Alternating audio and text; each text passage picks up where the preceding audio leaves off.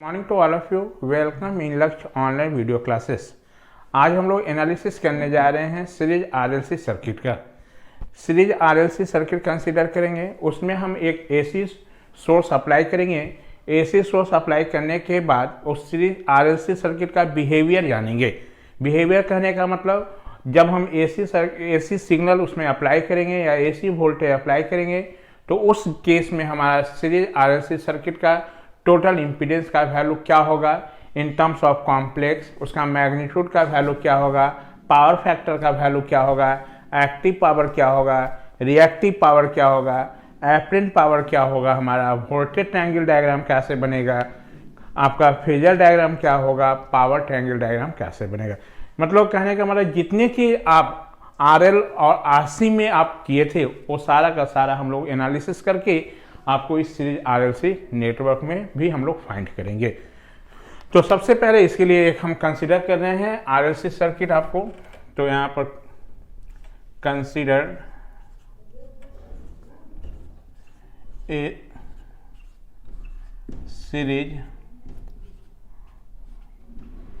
RLC circuit is connected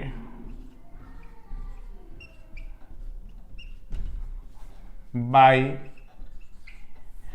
an AC voltage source, AC voltage source, AC voltage source VT equal to Vm sin omega t as shown in figure,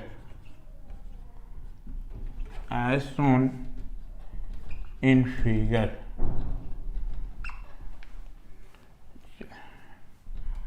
एक series RLC circuit बना लें, R L C.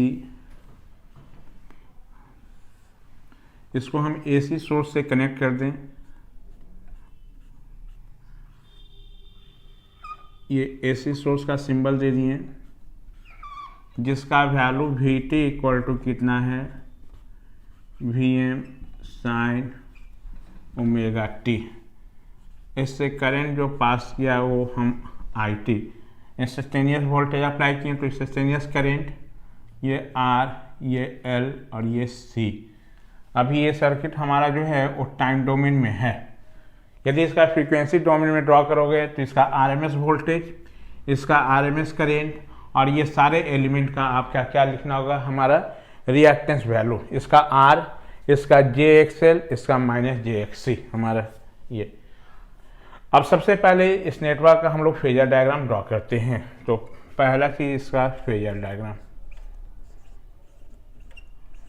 Phasor diagram.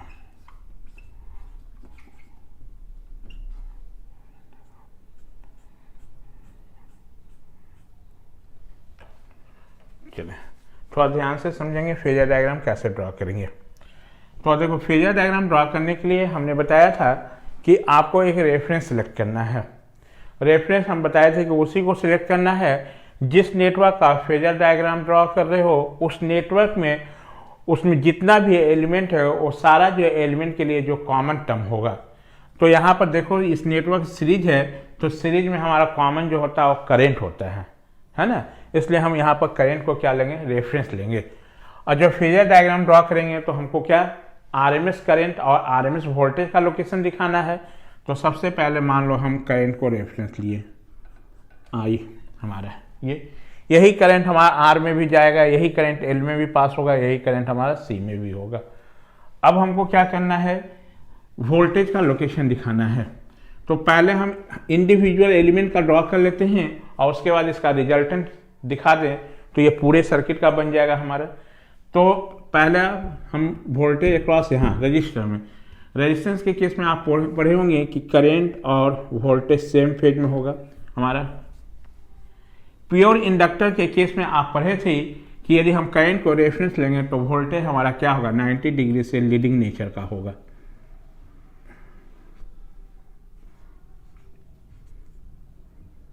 ये। और capacitor के case में आप पढ़े थे यदि करंट को रेफरेंस लेंगे तो वोल्टेज हमारा क्या होगा, 90 डिग्री से ये लैग करेगा। ये यहाँ से इसके बीच का एंगल कितना है, ये और इसके बीच का एंगल 90 डिग्री हमारा ये, ठीक है। अब बताओ कि यहाँ पर देखो ये VR है, ये VL है, ये VC है हमारा। अब इसका रिजल्टेंट ड्रॉ करना है, तो इसका रिजल्टेंट किसी एक ही साइड होगा, या तो हमारा एक्सिस के अपवर्ड में होगा, नहीं तो इसका रिजल्टेंट जो होगा आपका एक्सिस के बिलो होगा हमारा। तो यहाँ पर अब ये डिपेंड करेगा हमारा कि यहाँ पर जो रिएक्टिव एलिमेंट L और C है, दो रिएक्टिव एलिमेंट है, उस रिएक्टिव एलिमेंट में किसका रिएक्टेंस का वैल्यू ज्यादा है हमारा, XL का वैल्यू ज्यादा है कि XC का वैल्यू ज्यादा है। यदि XL का वैल्यू XC से ज्यादा होगा तो उस समय ये series RLC circuit just like to series RL circuit की तरह बिहेव करेगा, ठीक है। यानी XL का वैल्यू XC से ज्यादा होगा तो ये नेटवर्क जो है हमारा just like to series RL circuit की तरह बिहेव करेगा। ऑब्वियसली XL का वैल्यू XC से ज्यादा होगा तो ऑब्वियसली कि वोल्टेज VL का भी वैल्यू VC से ज्यादा होगा। तो उस केस में हमारा जो रिजल्टेंट जो बनेगा वो कहाँ होगा, हमारा ये रिजल्टेंट होगा। और यदि हमारा XC का वैल्यू XL से ज्यादा होगा तो उस समय हमारा रिजल्टेंट कौन सा होगा, ये होगा हमारा। तो ये हमारा जो है यहाँ पर आपका इसका फेजर डायग्राम जो ड्रॉ करेंगे हम लोग दो केस में ड्रॉ करेंगे। पहला केस लेके चलेंगे जब XL का वैल्यू XC से बड़ा होगा, तो उस केस में ये सीरीज RLC सर्किट जो है हमारा जस्ट RL सर्किट की तरह बिहेव करेगा, ठीक है। और यदि XC का वैल्यू XL से ज्यादा होगा तो उस केस में हमारा ये सीरीज RLC सर्किट जो है RC सर्किट की तरह बिहेव करेगा। तो यहां से हम कह सकते हैं कि इस डायग्राम से आपको कि यहाँ पर फेजर डायग्राम जो बनेगा वो दो केस में बनेगा, ठीक है। तो यहाँ पर फेजर डायग्राम कितने केस में ड्रॉ करेंगे, दो केस में। तो यहाँ पर लिख रहे हैं इन that case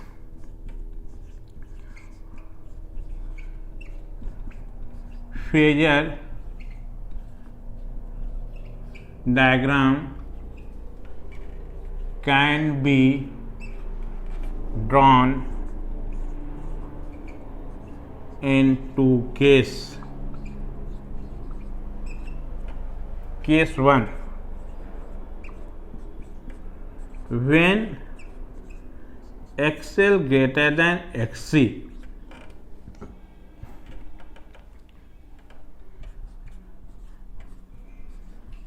in that case phasor diagram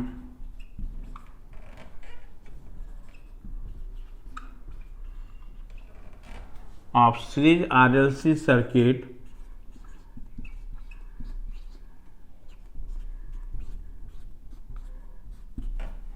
can be drawn as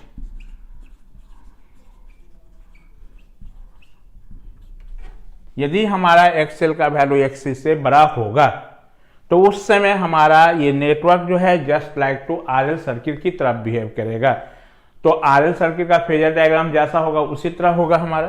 तो इस केस में फेजर डायग्राम ऐसे बनेगा, ये करंट, ये हमारा क्या वोल्टेज VR। अब देखो जब XL का वैल्यू XC से ज्यादा है इसका मतलब है कि VL का वैल्यू VC से ज्यादा होगा, तो इसका रिजल्टेंट किधर होगा, ये होगा हमारा, ये VL का वैल्यू VC से ज्यादा होगा। तो क्या कर रहे हैं कि ये VC का जितना मैग्नीट्यूड है इतना लेके इसके अपवर्ड डायरेक्शन में उसको हम लोग मार्क कर दे रहे हैं।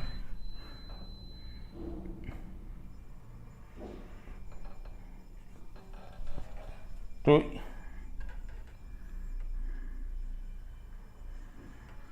इस समय ये वैल्यू VL माइनस कितना VC हमारा, इसको हम यहाँ से कट कर लिए, जितना ये VL था हमारा ये और ये VC को हम लोग ये, नहीं तो ऐसे समझ जाओ ये VL और इसको हम लोग इतना कट कर लिए, ये VL है और VC को इतना हम लोग दिखा दें, ये ऐसे आप दिखा दो।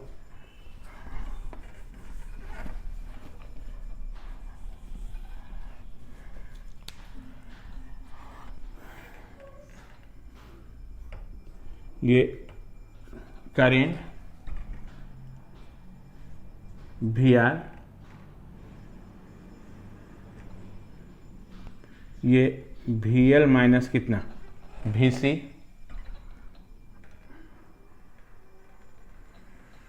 ये फाइव, और ये जो वैल्यू हो जाएगा वो नेट वोल्टेज भी हमारा। ये जब VL का वैल्यू VC से ज़्यादा हो रहा है तो इसका मतलब है कि इसका रिजल्टेंट जो होगा हमारा, ये जितना ये पोर्शन है हमारा, इसको हम अपवर्ड डायरेक्शन में दिखा दें ये, तो यहाँ से उतना ही कट कर ले, तो वो जो डिस्टेंस नेट जो बचेगा वो क्या होगा, VL माइनस VC हो जाएगा हमारा। ये कब होगा, जब XL का वैल्यू XC से ज़्यादा होगा। ये हमारा केस 2,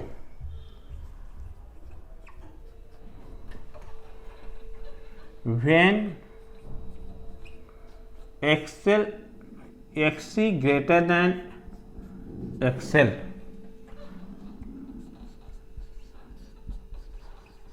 in that case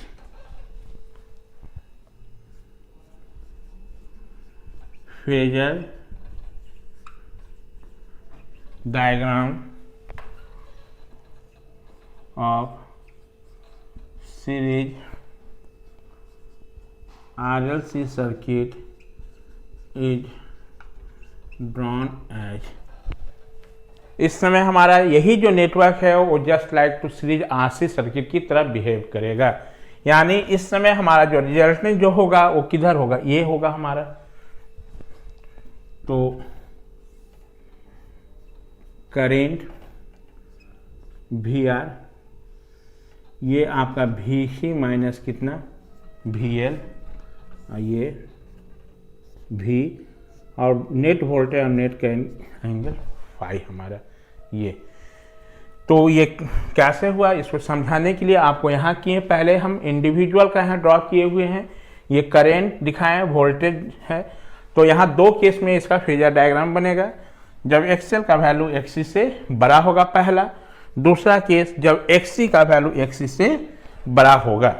जब ये वैल्यू इससे बड़ा होगा हमारा, तो इस केस में नेटवर्क जो हमारा सीरीज RL नेटवर्क की तरह करेगा ट्रीट, और यदि XC का वैल्यू XL से ज़्यादा होगा तो इस केस में ये जो नेटवर्क हमारा है वो just like to RC circuit की तरह बिहेव करेगा। ये इसका क्या हो गया, फेजर डायग्राम। अब इसी से हम लोग फिर क्या करेंगे, इसका वोल्टेज ट्रायंगल डायग्राम बनाएंगे। अब वोल्टेज ट्रायंगल डायग्राम के हेल्प से हम लोग यहाँ से फिर वोल्टेज ट्रायंगल डायग्राम बनाएंगे, फिर हम लोग वहाँ से इम्पीडेंस ट्रायंगल डायग्राम बनाएंगे, फिर पावर ट्रायंगल डायग्राम बनाएंगे, ये सारे। और फिर हम लोग वोल्टेज ट्रायंगल डायग्राम या इम्पीडेंस ट्रायंगल डायग्राम या पावर ट्रायंगल डायग्राम, किसी एक डायग्राम के हेल्प से हम सारा वैल्यू कैलकुलेट करेंगे। चलिए हेडिंग दे दीजिएगा voltage triangle, voltage triangle.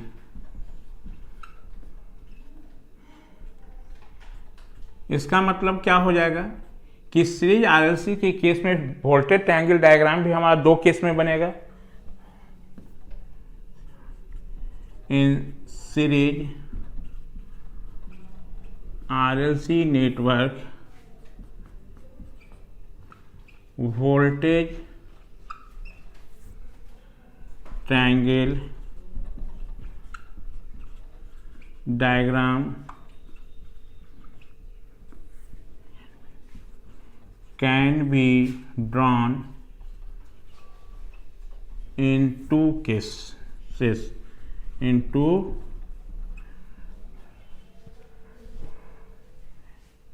cases।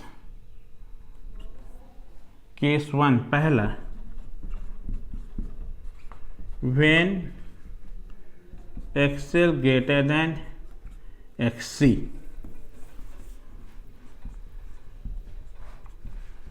in that case voltage triangle diagram of series RLC circuit can be drawn as हमारा ये देखो, तो ये जो ट्रायंगल जो हमारा बना है, आपका दो केस में फेजर डायग्राम बनाए हो, ये यहाँ से एक ट्रायंगल बन रहा है और हर एक जो है ट्रायंगल का हर एक आर्म क्या हो रहा है, वोल्टेज को इंडिकेट कर रहा है। तो ऐसा ट्रायंगल जिसका हर एक आर्म्स हमारा वोल्टेज को इंडिकेट करे, तो ऐसे ट्रायंगल को हम लोग बोलेंगे वोल्टेज ट्रायंगल डायग्राम। तो इसमें दो केस में होगा। तो पहला केस में जब एक्सेल बड़ा होगा तो ये क्या वी आर, ये कितना वी एल माइनस वी सी, और ये आपका नेट कितना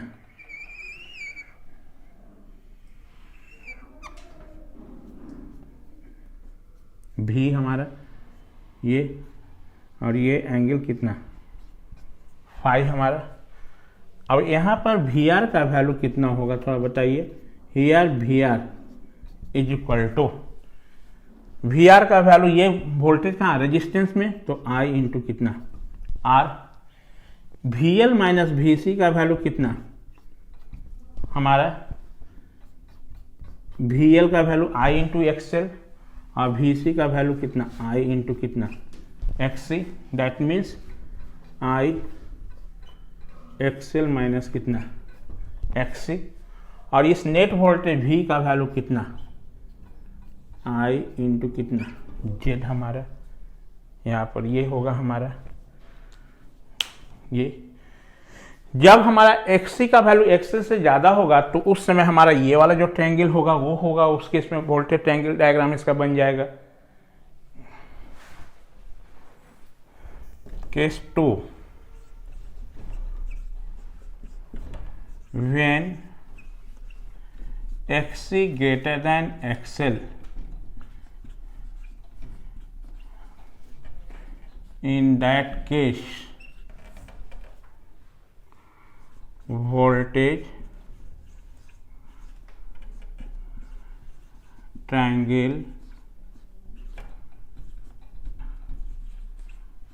diagram of series RLC circuit can be drawn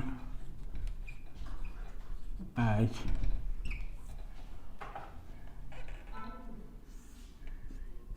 we R, ये V C minus V L, और ये भी, और ये एंगल फाइव। हियर इस केस में वी आर का वैल्यू आई इंटू आर, इसमें V C minus V L का value I into X C minus I into कितना एक्सएल।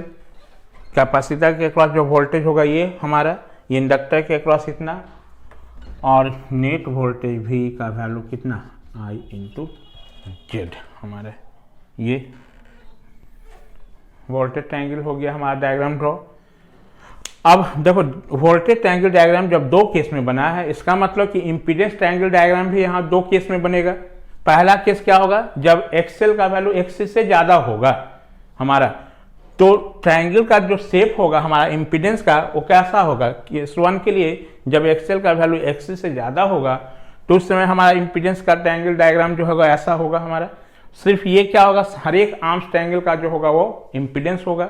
तो कैसे बोले थे हम लोग, यदि वोल्टेज ट्रायंगल जो डायग्राम है, यदि वोल्टेज ट्रायंगल डायग्राम का हर एक आर्म्स को हम करेंट से डिवाइड कर दें तो उससे जो हमारा मिलेगा ट्रायंगल जो बनेगा वही ना इम्पीडेंस ट्रायंगल डायग्राम होगा। अब ये क्या हो जाएगा हमारा, जब इसको आई से डिवाइड कर दोगे तो ये आर हो जाएगा, और ये क्या होगा एक्सएल माइनस एक्ससी हो जाएगा, और ये क्या होगा जेड हो जाएगा हमारा, कि नहीं। सारा एक दूसरे से रिलेटेड है। Impedance triangle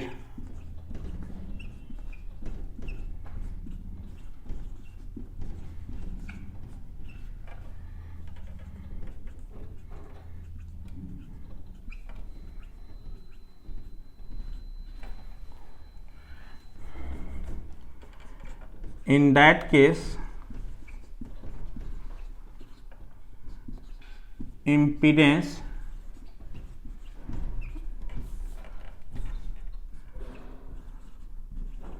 triangle diagram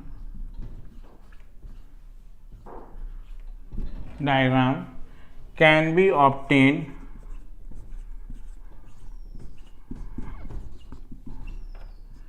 in two cases. Case 1, when XL greater than XC. In that case, impedance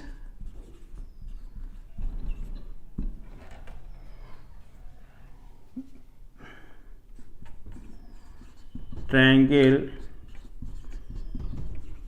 diagram of series RLC circuit can be drawn as. कैसा होगा बोलिए। इस केस में हमारा इधर हम बना रहे हैं, जो आपका वोल्टेज ट्रायंगल डायग्राम का पहला केस जो बना था, उस पहले जो केस में वोल्टेज ट्रायंगल डायग्राम का हर एक आर्म्स को यदि हम करेंट से डिवाइड कर दें तो उससे जो हमारा ट्रायंगल जो बनेगा वही क्या होगा, इम्पीडेंस। तो ये पोर्शन भी आर था जिसका वैल्यू आर इंटू आई था, इसको करेंट से डिवाइड करोगे तो ये क्या होगा, आर हो जाएगा। ये जो वैल्यू हमारा था वो वी एल माइनस कितना था, वी सी, जिसका value I into XL minus XC था हमारा, और आई से डिवाइड करोगे तो ये वैल्यू कितना, एक्सएल माइनस कितना, एक्सी, और ये आपका क्या हो जाएगा हमारा जेड, और इसके बीच का एंगल कितना, ये हमारा फाइव, यही हो जाएगा। चलिए अब थोड़ा देखें। अब हम लोग यहाँ से सबसे पहले इस इम्पीडेंस ट्रायंगल डायग्राम से फ्रॉम फिगर्स, इसको हम फिगर ए बोल दे रहे हैं,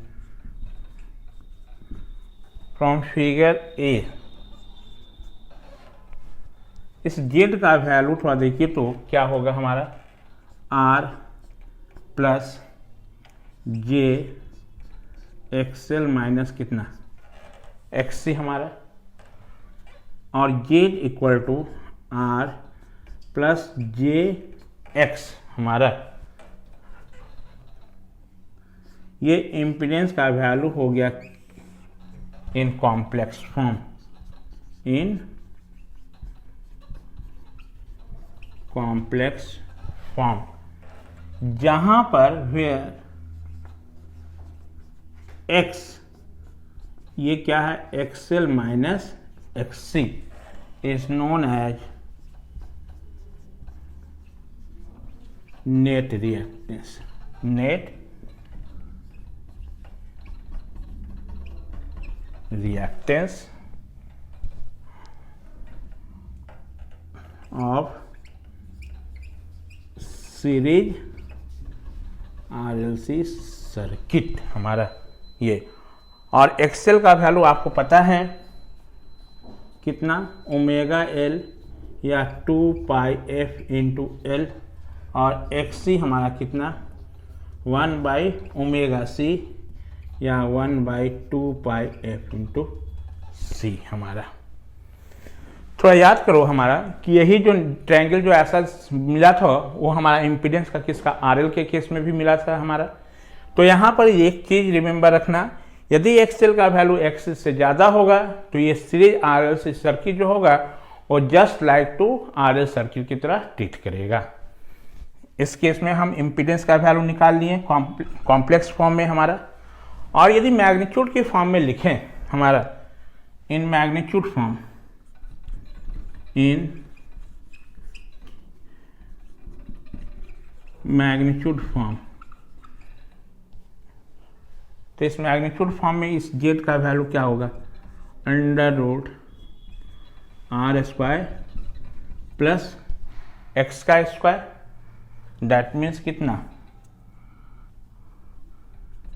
आर का स्क्वायर प्लस कितना, एक्सएल माइनस एक्ससी का स्क्वायर।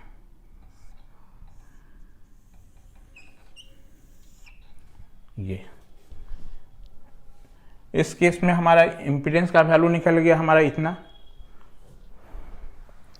चलो पावर फैक्टर डिटरमाइन करते हैं। पावर फैक्टर हमारा, तो पावर फैक्टर क्या, cos 5, इस इम्पीडेंस ट्रायंगल डायग्राम से cos 5 का थोड़ा वैल्यू निकालो तो देखो तो क्या होगा, r बाई कितना, z, और यहाँ पर z जो है हमारा क्या है, वो मैग्नीट्यूड है हमारा, तो कितना, अंडर रूट r का square plus XL minus XC का स्क्वायर, ये हमारा, यानी पावर फैक्टर का फॉर्मूला क्या बन गया, power factor this is equal to cos 5 equal to r by under root R square plus XL minus XC का square.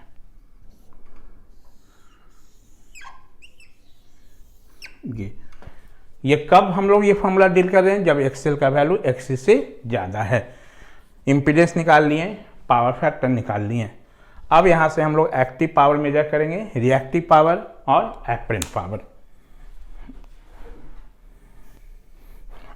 Active power,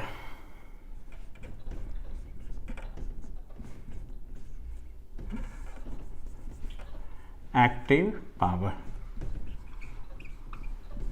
P equal to V I cos 5, हमारा P का value V into I, और cos 5 का value अभी निकाले थे हम लोग, कितना, R बाई जेड, और V को आप लिख सकते हो I into Z into I into R by Z, ये कैंसिल। एक्टिव पावर का वैल्यू कितना, आई स्क्वायर आर। तो हमने आपको बताया था कि कोई भी हमारा सर्किट हो, चाहे सीरीज आरएल हो या सीरीज आरसी हो या सीरीज आरएलसी हो, हमेशा जो है एक्टिव पावर का वैल्यू कितना होगा, आई स्क्वायर आर। और स्टैंडर्ड फॉर्मूला ये। रिएक्टिव पावर,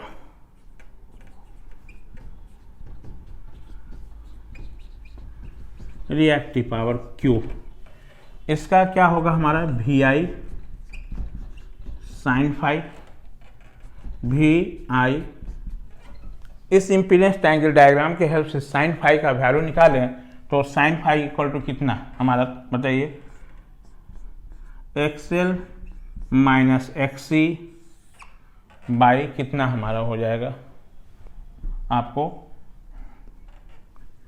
जेड हमारा, ये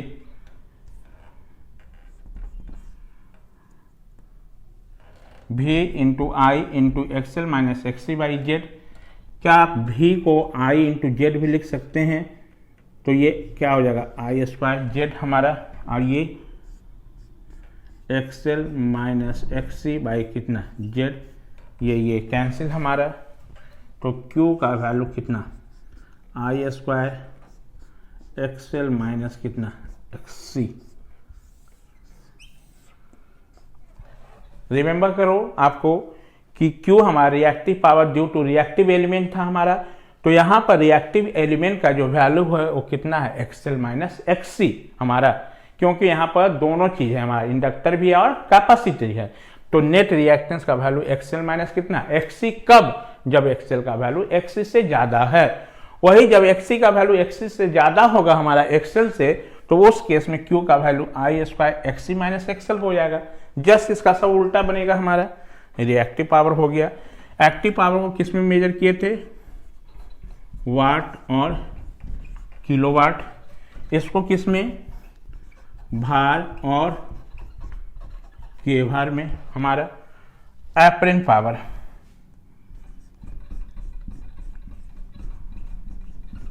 एपरेंट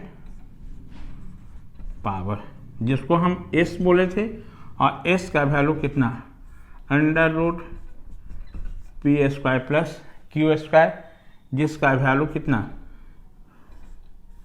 ये पी स्क्वायर का V square I square cos square 5 plus V square I square sine square 5, S का वैल्यू कितना, v इंटू आई और sine square 5 plus cos square 5 equal to 1। चलो नहीं तो आप ऐसे ही लिख लो एक बार, आप भी square I square sine square 5 plus कितना cos square 5, sign square 5 plus cos square 5 का वैल्यू 1 होगा हमारा, और ये वैल्यू कितना v इंटू आई, जिसका यूनिट क्या था, वोल्ट एम्पियर और केवीए। ये कब हुआ, जब हमारा केस 1 में था हमारा, जब एक्सएल का वैल्यू एक्सी से ज़्यादा था, उस केस में हम लोग डील किए। दूसरे केस में हमारा क्या है, जब एक्सी का वैल्यू एक्सएल से ज़्यादा होगा तो ये ट्रायंगल किधर हो जाएगा, जस्ट इसका अपोजिट साइड हो जाएगा हमारा, ये नहीं, उस केस में भी हम लोग डील कर लेते हैं। Case 2, when XC greater than XL, in that case impedance triangle diagram can be drawn as, हमारा इस केस में क्या होगा, ये R, ये XC माइनस XL, और ये आपका टोटल Z, और ये एंगल फाई हो जाएगा हमारा। ये भी कहाँ से ऑब्टेन कर रहे हैं, फ्रॉम वोल्टेज ट्रायंगल डायग्राम से। तो वोल्टेज ट्रायंगल डायग्राम का सेकेंड केस जो बना था हमारा, उस ट्रायंगल के हर एक आर्म को करंट से डिवाइड कर दो, तो इसको करंट से डिवाइड करोगे तो ये R मिलेगा, ये वाला करंट से डिवाइड करोगे तो क्या था, इसका value I into XC minus XL था, करंट से डिवाइड किए तो current cancel, XC minus XL, और ये हमारा कितना होगा, इसका वैल्यू था वोल्टेज में I इंटू जेड, करंट से डिवाइड किए तो Z। अब इस ट्रायंगल के हेल्प से थोड़ा निकाल के देख लो, सारा वैल्यू क्या आएगा हमारा, वही आएगा। तो और इसको हम बोलते हैं फिगर बी। तो फ्रॉम फिगर बी, यहाँ से यदि हम जेड का वैल्यू लिखें तो कॉम्प्लेक्स के फॉर्म में देखिए तो आर माइनस कितना जे एक्सी माइनस कितना एक्सएल, क्योंकि ये इमेजिनरी एक्सिस के बिलो है और वो कहाँ था हमारा, इमेजिनरी एक्सिस के अपवर्ड था हमारा ये, तो ये हो गया इन कॉम्प्लेक्स फॉर्म में। और इसी को आप लिख सकते हो z equal to R minus कितना J X, where x is equal to XC minus XL is known as net reactance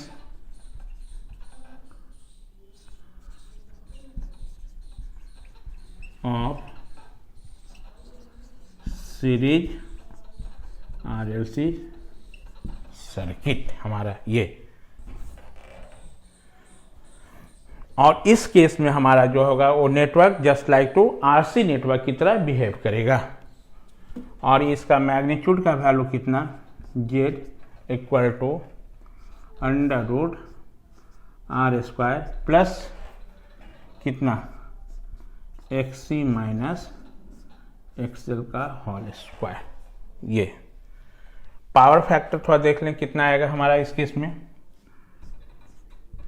power factor cos phi हमारा, तो इस ट्रायंगल से cos फाई का वैल्यू कितना r बाई कितना z, और z क्या है हमारा इम्पीडेंस का मैग्नीट्यूड है, तो यहाँ से power factor cos phi equal to R under root, इसका इम्पीडेंस का वैल्यू कितना, R square plus XC minus XL का whole square.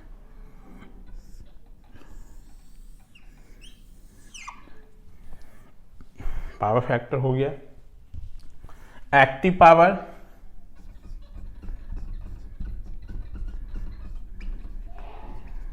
P equal to V I cos phi हमारा, इससे भी आप निकाल के देख लो।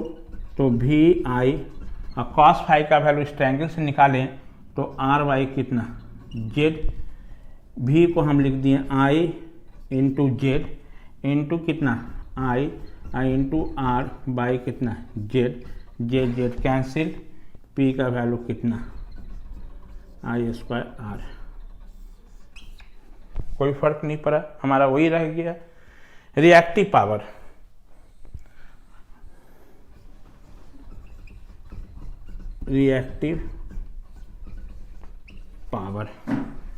Q equal to V I कितना साइन फाई हमारा। इस केस में यदि इस ट्रायंगल से हम लिखें साइन फाई का वैल्यू तो थोड़ा देखिए तो कितना आएगा, V into I into sine phi का वैल्यू कितना हमारा एक्सी माइनस एक्सएल बाई कितना हमारा आर साइन थीटा ना जेड, और इस भी को आप लिख सकते हो आई इंटू जेड इंटू कितना आई, ये कितना एक्सी माइनस कितना एक्सएल बाई कितना जेड, ये कैंसिल, क्या आ जाएगा आई स्क्वायर एक्सी माइनस कितना एक्सएल, यानी इस केस में हमारा रिएक्टिव पावर Q का वैल्यू जो हो गया वो कितना I square XC minus XL. और बार देख लो रिएक्टिव जो power due to reactive element, तो इस केस में रिएक्टिव एलिमेंट का वैल्यू क्या है एक्सी माइनस एक्सएल, कब, जब एक्सी का वैल्यू एक्सएल से ज्यादा होगा। यदि एक्सएल का वैल्यू एक्सी से ज्यादा होगा तो उस केस में हमारा रिएक्टिव पावर का वैल्यू कितना I square XL minus XC, और इसका यूनिट किया वाट में होगा एक्टिव पावर का, यहाँ पर वाट और किलोवाट, और इस रिएक्टिव पावर का यूनिट क्या हो जाएगा आपको भार और किलो भार हमारा। ये यहाँ से एपरेंट पावर भी आप निकाल लो, तो एपरेंट पावर का वैल्यू कितना, यहीं पर हम कर देते हैं apparent power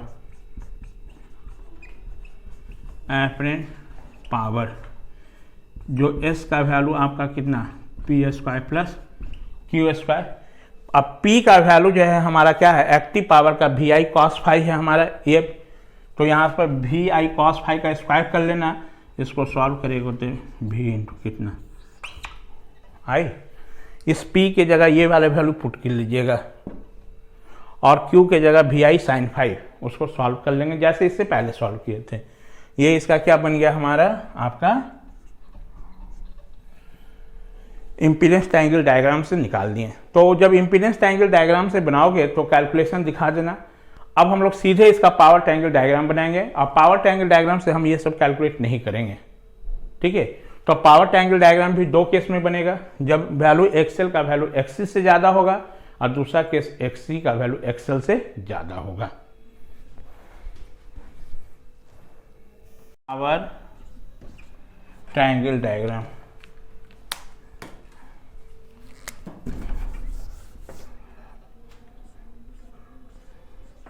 power triangle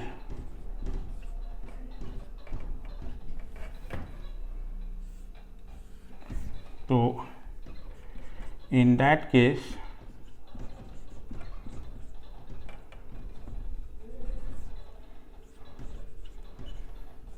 power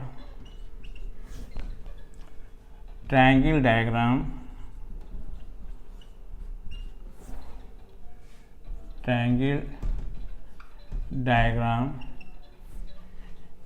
is drawn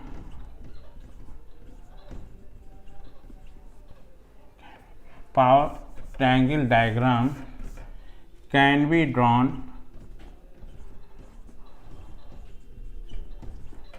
in two cases.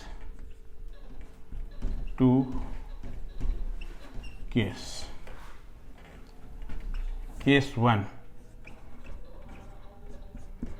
when XL greater than XC. हम इधर, और दूसरा केस क्या होगा, case 2, when XC greater than XL. XC greater than XL. In that case, power triangle diagram of series RLC circuit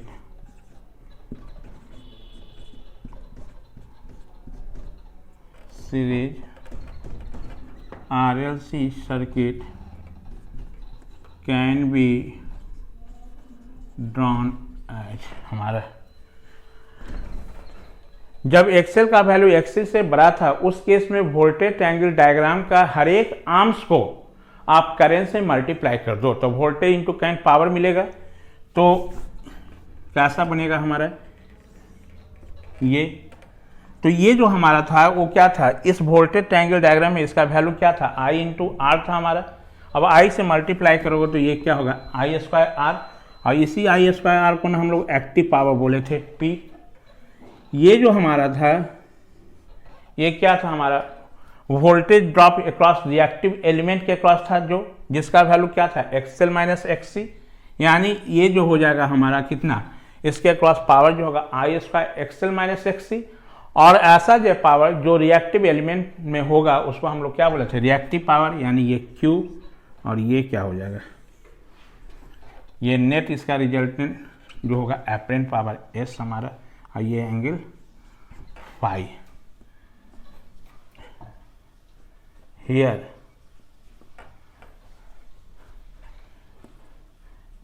S is equal to कितना, आपका reactive apparent power का value कितना, V इंटू आई,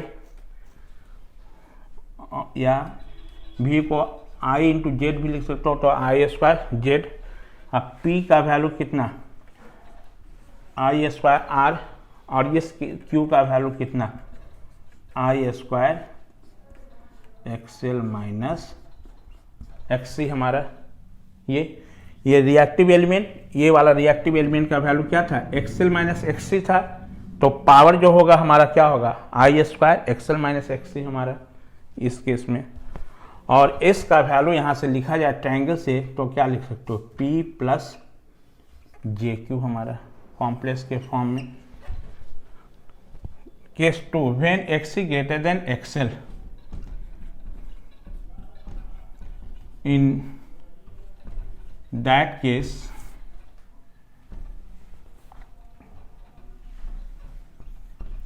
power triangle diagram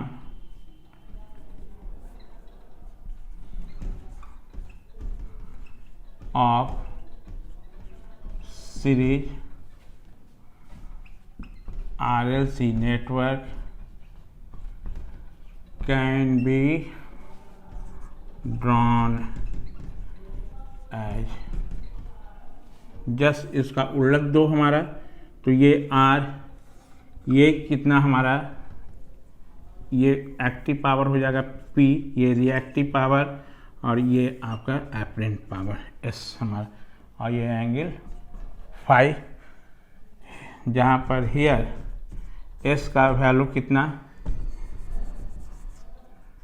S का value V into I, या आई square Z बोलो, P का value आई square R, और Q का वैल्यू कितना, आई स्क्वायर एक्ससी माइनस एक्सएल।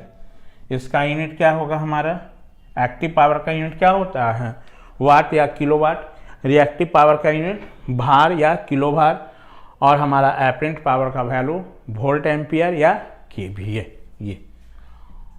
और इस ट्रायंगल डायग्राम के हेल्प से और यहाँ पर एस का वैल्यू कॉम्प्लेक्स फॉर्म में यदि लिखा जाए तो इसका वैल्यू कितना, P माइनस JQ ये। आप पावर ट्रायंगल से भी सारा वैल्यू आप कैलकुलेट करना, देखना सेम ही आएगा, अलग नहीं आएगा। जो केस 1 के लिए आया था इम्पीडेंस का value, active power reactive power, इस केस से निकालोगे तो सेम ही आएगा, इस केस से भी निकालोगे तो सेम ही आएगा। अब हम ये कैसे लिख दिए एक बार फिर से सुन लेना। वोल्टेज ट्रायंगल डायग्राम के हर एक आर्म्स को हम क्या कर रहे हैं, करंट से मल्टीप्लाई कर रहे हैं, तो हमको क्या मिलेगा, पावर ट्रायंगल डायग्राम। तो वोल्टेज ट्रायंगल में इसका जो वैल्यू था वो कितना था हमारा, आपका ये VR था जिसका वैल्यू I इंटू R था हमारा, और करंट से मल्टीप्लाई करेगा तो I स्क्वायर R, और जो पावर कंज्यूम होगा हमारा रजिस्टिव में वो एक्टिव पावर, इसका मतलब ये एक्टिव पावर का होगा हमारा। ये कहाँ होगा, रिएक्टिव पावर। तो ये वाला केस 1 में थोड़ा वोल्टेज ट्रायंगल डायग्राम में देखना, तो इसका वैल्यू क्या था, I into XL minus XC, current से मल्टीप्लाई करोगे तो I square XL minus XC हो जाएगा हमारा, इसीलिए देखो Q का वैल्यू ये। और इसका रिवर्स कर दो तो हमारा ये हो जाएगा ये। तो यहाँ से ये पूरा इसका क्या हो गया, एनालिसिस हो गया हमारा सीरीज RLC सर्किट का। अब यहाँ से 2 पॉइंट है, आप रिमेंबर रखना ऑब्जेक्टिव में क्या क्वेश्चन पूछा जाता है। एक सीरीज RLC सर्किट दे देगा, और सीरीज RLC सर्किट देने के बाद RLC का वैल्यू दे देगा, फ्रीक्वेंसी का भी वैल्यू दे देगा, और आपसे कहेगा कि यदि XL का वैल्यू मान लो XC से ज़्यादा हो जाए, ऐसा ऑब्जेक्टिव में ये क्वेश्चन बन सकता है कि in series RLC circuit when XL is greater than XC, in that case network behave as a, जब XL का वैल्यू XC से ज़्यादा होगा तो उस केस में series RLC circuit as a RL network की तरह बिहेव करेगा। कैसा, सीरीज RL की तरह बिहेव करेगा। और यदि XC का वैल्यू XL से ज़्यादा होगा तो उस केस में सीरीज RLC नेटवर्क हमारा सीरीज RC नेटवर्क की तरह बिहेव करेगा। इसलिए थोड़ा डायग्राम देखना, तो जैसे हमारा RLC का RC नेटवर्क और RL का बना रहे थे हमारा, तो सारा डायग्राम उसी तरह का है हमारा, अलग नहीं है ये। तो ये इसका थ्योरी हो गया हमारा। अब इस पर बेस हम लोग कुछ न्यूमेरिकल जो सॉल्व करेंगे, जो हम लोग नेक्स्ट क्लास में डिस्कस करेंगे। Thank you.